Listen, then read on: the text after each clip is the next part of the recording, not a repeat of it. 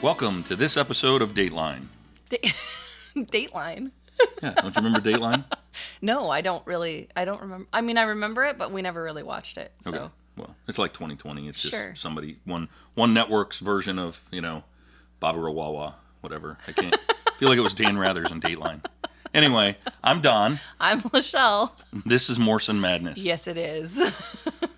So today we want to talk about one of our favorite books. Yeah. That has finally been made into a TV series. Yeah. Somebody tried a few years ago, and their attempt was very unsuccessful. I think they released it on the web, was all, right? Or was it No, released? it was on TV because they released it at midnight or at 11 o'clock. Because if they didn't get it released on the day that they released it, then they lost the rights to continue making it. They released it at 11 p.m. Gotcha. on the night that They would have for lost the the deadline. rights. You sure? Yeah. So, and it was not a very good. It looked. Very cheap. Yeah, I mean, it reminds me a bit more of, and not that those were cheap shows, but like Xena Warrior Princess from 20 years ago. Like that's kind of what it reminded me of. Was No, to me it reminded me of Batman from the 1960s. It was that cheap. Anyway, that's not what we're talking about. No, so there's a new one that's through Amazon. Right. Their studios. and the show on Amazon Prime / book is it's called The Wheel of Time. Wheel of Time by Robert Jordan. Yeah. So I did not know anything about the Wheel of Time before I met you. Correct. And you were like, you should read this book. Yes. And you were like, I don't like to read. I don't. And part of that comes from being in school and having to read so much for school all of the time. No matter what degree I was in, there was always a lot to read. And so then a lot of times I got to the point where I didn't want to sit down and free read because I've already sat and read for so many hours that day or that week or what have you. And so I wasn't a big reader. In fact, a friend of mine when I was in college was a school teacher and sent me the Harry Potter book for Christmas, and I felt like I was obligated to read it since she sent it to me as a Christmas present. And thank goodness she did, because I ended up loving Harry Potter. But that was like the first time I remember reading a book and actually wanting to read for fun in college and looking forward to reading for fun in college and then even after college, because a lot of times I had a lot of reports and stuff that I had to read. So even when I was in school, I read to relax. Right. Voraciously. You do. I read at least a book a week. But you are depending a on the size speed of the reader. Like we have joked about how like I know. laying in bed, you lay on your stomach, you have your Kindle in front of you, and you tap the screen, and then your eyes close. And then you'll open your eyes, and you'll tap the screen, and your eyes close. And I'm like, you're not reading, you're sleeping through it. And you're like, no, I can see the words on the page behind my eyelids. And that's crazy to me that you're able to do that, and you do. Because what would be nice is if I could do that with, like, school books. Right. Right? But and you then can't. and remember it. Right. Right? Like I can the books that I'm reading, I can remember enough of the key words Right. to continue reading the book and explain to you what I've read and tell you what the book is about. But I can't pull out key things when I'm in school because I don't necessarily know what the professor considers key. There are some classes that I can do that in, like history and economic, business kind of stuff, but none of the science stuff, unless it's something that I already know a little bit about. Right. Yeah, it was not helpful for. And it is a I different remember type of reading. Taking biopsych and falling asleep with that stupid book all the damn time. And that is part of why, again, that's primarily what I was reading all the time. And it's very dense, it's very thick, and it's dry. It's not enjoyable. And so it's hard to get through it. And yet you have to really nitpick over what you're reading. And so then the idea of sitting down and reading just for fun was weird to me because I had already sat for so long. It was more the idea of I don't want to sit. I would rather be up moving around, or if I'm going to sit, I would rather be entertained and have a TV show watching that rather than sitting silently reading. And part of that I think is just my extroversion. But so anyway. the story behind The Wheel of Time, Robert Jordan wrote this epic story on the size of The Lord of the Rings. I mean, it's big. It's a world. There's, it's an entire right world, and I read somewhere. There's like 1,000 individual characters and 100 kind of lead characters.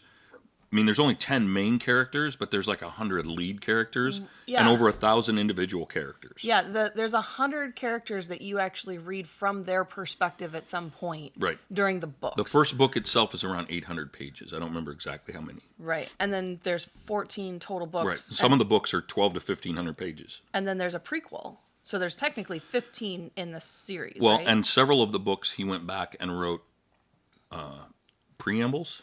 Is that what they're called? I don't know what they're called. He wrote little short intros to them, and he wrote epilogues to them at the ends of them. So I read them on the Kindle. We got them all on the Kindle, and I think those are actually in the Kindle book because it says that. Some of them are not. Some of them are separate, and we bought all of them. Okay. All right, because everything that I've read so far, I think is, I don't know. I've read through the whole series once, and I'm now my second time through. And again, it takes me forever. Like, you will read one of his books in a week to 2 weeks, and it will take me 6 months to read a book. Because you were like, let's read these together. And I was like, okay. And then you were like, yeah, no, never mind. I don't want to read it with you because you read I've too read the slow. entire series probably 12 to 15 times at least. Some of the books, because it took him so long to write each book. Sure. Like the first book, I've probably read 50 times. Sure. Yeah, that's crazy. So this new adaptation that has come out. The TV version. Yes. Yeah, is on Amazon. I said that. Okay, I didn't remember you saying it. So it's on Amazon Prime. And there are a lot of critics, a lot of fans of the books that for some reason they think that they're qualified to be critics of the book, and they are very critical of the series, and they are very critical of the series. Yeah.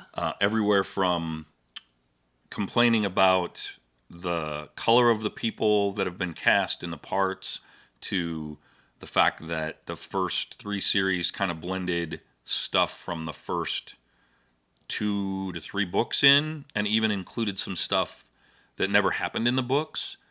But what they don't understand is that to take books of this size and to condense it down into a series, I mean, just to do the first book alone would probably take 6 episodes if you were trying to do the whole thing. Oh, or more. So they're trying to give people that have never read the books a lot of information so that they can understand not only the characters on an in-depth level, but the world and the worldview, the politics, the social and social economics of the land and of the time.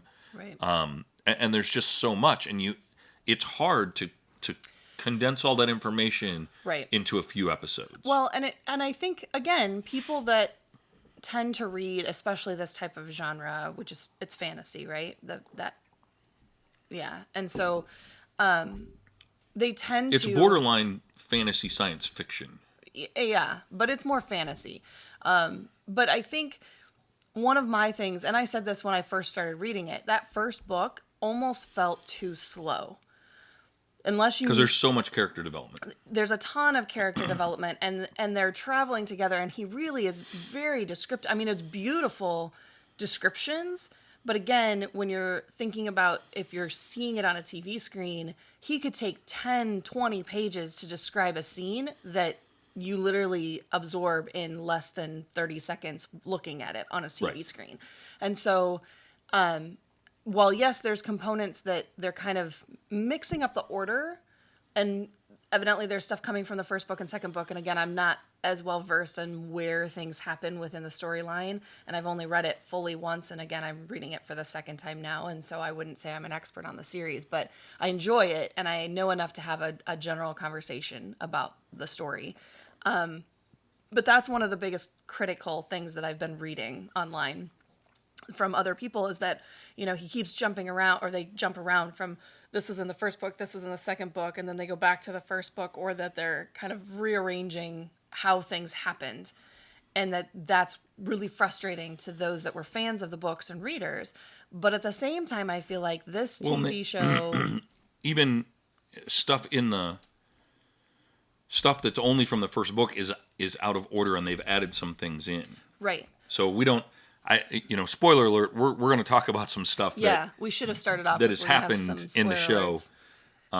So if you haven't watched the show and you're really wanting to watch it, you might want to Right. tune this out until after you've watched it. Right. But so in the very beginning of the show, when all hell breaks loose and the bad guys show up to the town where all the main characters are from, The Trollocs. one of the main characters is married. Yes. And in the Parent. books, he's not married at the beginning. Correct. They're all young individuals. Well, and they're he all doesn't, in their teens. He doesn't in the get books. married until book 8, 9, 10, somewhere in there. Right. Yeah, they're all in their teens in the books, and then because each book is almost supposedly like a year long, that this story has happened over this year, and so then you have to figure then that's 14 years of their life that they went through this. So when they're starting off at 16, 17, I can't even do math right now. That's So then they'd be 30 by the time the series ends. yeah, Right? they're in their 30s when it ends. So then, it's a very different, when you're thinking of it that way, that's different. And again, not saying that they can't do this with a TV series, because when you read about what the directors are saying that they're hoping to be able to do as long as they continue to get renewed is, yes, they plan on spending several years. And so these characters are going to age, but at the same time, can they keep it going for 14 years? How and long let was these Big Bang on characters TV? Age. I don't know. Maybe 12, I think. More than that. Might have been. I'm not sure. I know There at are a one lot point- of TV series that have been... The Voice has had 21 seasons. Well, yes, but it's not the I don't know same if- characters, and it's not a plot line that they're aging. Like Harry Potter had the 7, 8 movies, and even through that, they took a break between the second and the third movie, and a lot of people were like, "Oh, the kids age so much between year 2 and year 3," and too much wise. Well, yeah, because they took a year break for the kids to actually grow up and Right. have a life of their own for a little while. And again, these same actors and stuff are going to need to be able to probably do that at some point, I would think. I mean, I guess I don't know. I'm not big into the how all of that works. Like Marvel, they've had done several movies over years and the same characters, same people come back, but my understanding is that they're able to do other things in between those movies. And so they might not be as big, but they're still able to do other projects. And I don't know if that's the way these characters are going. And with TV's series, it's less apt to be able to do that, to go off and do another project. Well, it depends on how many episodes are in the season. Sure. So if it's a full 22 to 24 episode season, Right. it's harder for them to go do anything in between. But if it's a short 11, 12 series, Well, and it's different if it's a half hour versus an hour long yes. as well. But so going back to where I was originally starting is that the TV series is not aimed at only the individuals that are big fans of the books. Right. It wants to expand on that and Yeah. draw more people in. It's and aimed try at and people that creating have new never fans. read the Correct. books. And so then they do have to approach it slightly differently because you're trying to get that hook immediately. Yes. Where people that are big fans of the genre will read a book that starts off slow knowing that it's building into something, and that's just what you're used to when you read that type of book. But TV shows very rarely have a slow entry to where then you're like, oh, well, yeah, it was slow, but I'll still watch the second episode. Most people are decided within the first half hour of the first episode kind of idea, and sometimes less than that. So you've got to have kind of some big catch hook things right So at I the think that beginning. used to be true. I think that's no longer true. I think there's enough buzz Right. on the internet That's true. that people will give it a chance. Think about But I think, too, that it also depends on how they release it. So, like, Amazon released... You're right? Amazon released the first 3 episodes right away, and then they'll release 1 episode a week moving forward until Christmas time, something around there, end of December. But, so they still even knew we need to have more than just 1 episode to hook our watchers. So think about WandaVision. Remember when we started watching that? Yeah, we didn't want to keep going. No. And everybody's like, oh, you got to keep going. And then we watch the second episode and we're like, No.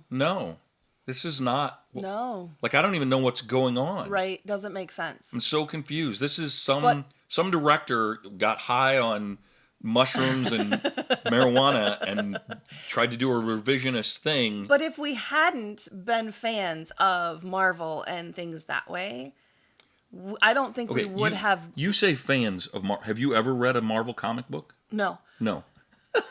I'm fans of the movies, though, and so. But you barely know who Wanda is. Correct. And so the shows, I'm interested in watching the shows kind of thing. But so I'm fan enough to know that this was part of the Marvel universe. There's something going on here, but then it didn't make sense. It didn't connect. And if we weren't fans enough to where we would search out that information online, if we just happened across it, not knowing what the Marvel universe is, we wouldn't have continued to watch it. Do you see what I'm saying? Again, I think there was so much buzz online about, you've got to get past the first 2 or 3 episodes, that I would have kept watching. Think about Tiger King. Yeah, okay, but that's a whole different thing. So the WandaVision, there wasn't. I think the buzz was there because the powers that be that are online that already tell you what you're going to see, right? That are constantly listening, kind of idea, was already sending us that information. You're not. No, I'm talking about people that I know on Facebook, because we didn't start watching it right away. Yes, but those people were also fans of Marvel. I suppose. And again, I think we had enough connections with enough places, people, what have you, that would naturally pop up into like my Google news of the day. Okay, here's my take on this. All right, when it comes to fans and being a fan of a specific thing, look at how many people, including the actor, that bash Green Lantern. Everybody supposedly hates it. I thought it was a great movie. I love it. I've watched it numerous times. Right. All of the Batman movies, go back even farther to Daredevil by Ben Affleck. People bash that. I thought it was a good movie. You can go farther back. There's a lot of movies and people, the prequels to Star Wars. All the Star Wars fans hated them. They're not the same. They're not supposed to be the same. They're different actors. Right. And they bash, the actor who portrayed Anakin. They say that, he didn't show any emotion and all of this stuff. He showed what he was supposed to show because he was torn. Right. And that, it's just about because he wasn't Han Solo or he wasn't Luke Skywalker. Right. No, right. I get it. But even so, I feel like Amazon has done a bunch to advertise this to people that had no idea the Wheel of Time even existed. Yes. I don't feel like, was it Disney that did WandaVision? Did a whole bunch to advertise to people that knew nothing about Marvel. Like there are billboards that I again have been told, I read somewhere, that are in New York and in London about the Wheel of Time, advertising the Wheel of Time to the general populace. I don't feel like there was the same for WandaVision. There was. Okay. Big signs on buses going around New York. There is. Okay. I didn't see or hear any of that, and so you knew way more about the WandaVision. You saw a lot more of it in your internet trolling, what have you, than what I did. Trolling? Well, not trolling. Searching. Scrolling. Whatever it's called. So, I just feel like, yes, WandaVision was very slow to get started, and we wouldn't have continued had we not had other people be like, oh, no, you got to stick with it.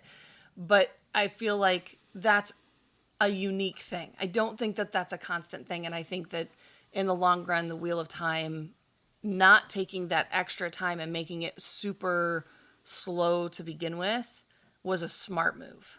Yeah, I agree with you. Okay. I mean, there are things that I'm not the biggest fan of about the series. Again, like adding in things that never happened in the books. Right. I don't care that you move things around in order to make a better storyline to draw people in. Right. But the whole thing with, Perrin being married right out of the gate. Yeah, so I it's weird to me that they do that. It's kind of weird to me that they made all of the characters older. And I'm not quite sure the reasoning behind that yet, because the whole idea with that these characters were supposed to be very inexperienced. Right. They were supposed to be teenagers. And so the idea of them... They all still lived at home. Yeah, having to take off, and they never been on their own and what have you. Where these, like Perrin being married, the fact that they're in their 20s and they could have been married, they were talking about getting married, it's a very different feel. The characters then have had, even though it's in their little village, some life experience. Right. Compared to a teenager. And so then it will change how they experience all the things that are coming within Right. the story. But at the same time, because they made the characters older, I can understand, and again, big spoiler coming, that why Perrin may have been married, and then because his whole thing coming forward is how he's tortured on being a warrior. He's internally tortured on ever picking up a weapon. Right. And while in the book he had that, it was more the idea of he always saw himself as being what was he? What's his job? A blacksmith. A blacksmith. Thank you. But the reason that Couldn't come up with a word. the reason that he was so tortured about picking up a weapon in the books is because he's so much bigger than everybody else and always had been growing up. Right. That if he played too hard with the other kids, or if they were wrestling and he wrestled too hard, he had to be gentle. He had to be careful Right. because he could hurt people. Right. Like in the books, they describe him. His shoulders are wider than adults. Right. And he's taller than adults, and Right. from working as a blacksmith apprentice, his arms are huge. Right. So.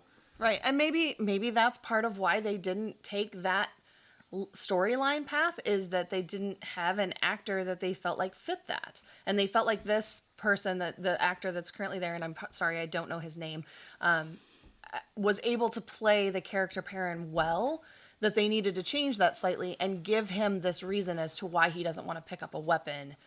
And that's because of what happens. I don't know if it's in the first or second episode. I'll try not to do a spoiler, but something happens with Perrin and his wife then in that first episode. And I think that gives that underlying of, this whole thing is that there's going to be a world war. Right. And they're going towards it. And so he has to become a warrior, and he doesn't really want to. Right. And I think that helps add that to that character. There was also criticism about the sets that we read from a couple different people online. Yeah. And I love the sets. I didn't think see they're anything wrong with the amazing. sets. Yeah. Yeah. And to think that first episode, they had an entire town. I mean, it was clearly an entire town built somewhere out in a gully, what have you. But I mean, it was a full town, multiple buildings, and yeah, I didn't think any of it village looked stuff. cheap or fake or No. anything. I mean, it was. And then they destroyed it at the end of the first episode. I'm like, well, that's a lot of money. Just well, they destroyed parts of it, but yeah. A good chunk of it, So yeah, I mean, crazy that. And again, there's evidently no expense spared on this series, which I'm kind of excited about because it's big. Yeah, I can't wait for the next episode. Right. But, again, everybody online is also relating this to... I have Lord of the Rings in my head, and that's not it. The dragon. Game of Thrones? Thank you. Game of Thrones. Words are hard today, folks. So everybody is relating this to, this is the next Game of Thrones. This is Amazon's version of Game of Thrones kind of idea. But I remember watching the first episode of Game of Thrones and going, I don't understand what's going on. Like, there's so much, there's this big world I still don't really understand. And there's all these characters, but how do they all fit together? And I feel like because we have read the books, because we know the storyline, we're already expecting things to happen. So it makes sense to us. And I would love to hear from a perspective of one of our viewers, our listeners, that has not read the books. If you go and watch this. And what you think of the storyline. Yes, let us know if you enjoy the storyline, if it's confusing, if things are moving too slow, if they're moving too fast. Because I think that's where, in the long run, I think that's one of the voices that's missing online when things are popping up again in my news of the day stuff of articles you may be interested in reading and blogs and what have you. And I feel like everybody's already a fan. Everybody has already read the books. Yes. Nobody that's writing about it is a newbie. Right. And I want to hear that version. I want to hear that perspective. Once the series is over with, I feel like we'll make another podcast and kind of recap you the mean series. This year? This season. Not the whole series, but this season. Yeah. This season, that's what I meant. Sure. Yes. Yeah, sometime I feel like in the spring. once that's over, we'll kind of recap and give a full synopsis of the entire season instead of just this short. But we wanted to get this out there because, like you said, we want people that haven't read the books, that are just starting to get into it, give us what they think about it. Right.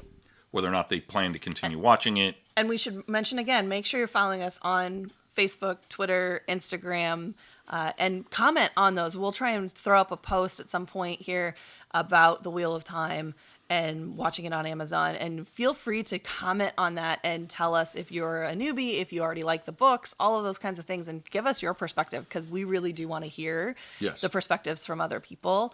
Because we argue about it and what we agree and disagree, what we like, what we don't like, all of those even kinds pronunciations of the names we would argue about.